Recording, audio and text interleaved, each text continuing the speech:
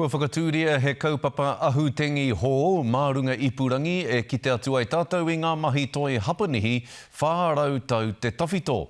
No te whare toi o Tāmaki te whakaaro kia tū tēnei kaupapa I te korenga o te marea e āhei ki te tai a tinana atu ki te mātirotiro I ngā toi nei I raro I te taumata tūtakarerewa tuatoru. He hākari toi hapani hei kai mā te mata. He hākari I horaina e toi o Tāmaki ki te ipurangi.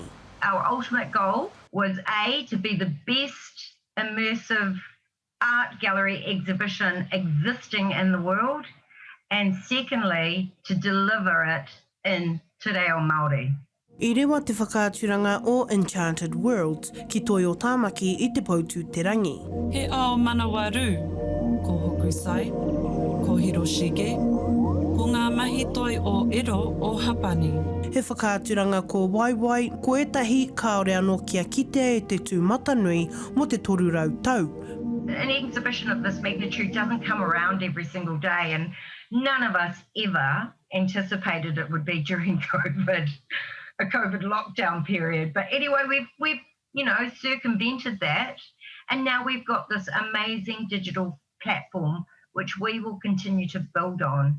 E toru rā Tanya Stoyanov me tana kapa e whakapau kahana I mua I te haukotinga o ngā mahi I raro I ngā ture taumata whakaohiti tuawhā. Ki te whakaeri I te whakaaturanga ki te ipurangi, kia kitea aha kua ngā tikanga rāhui o te wā.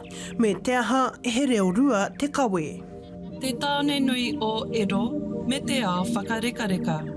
Everyone's pivoting into the digital space, and what makes this even more special is that never ever before has an ancient Japanese exhibition ever been translated into Te Reo Māori.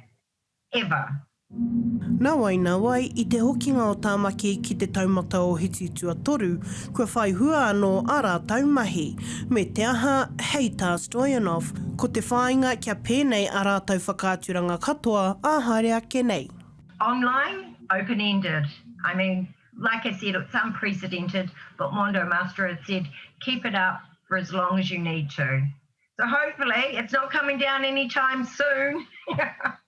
Tirohia te pai tukutuku a toi o Tāmaki mo te roanga atu. Hania Douglas, Te Karere.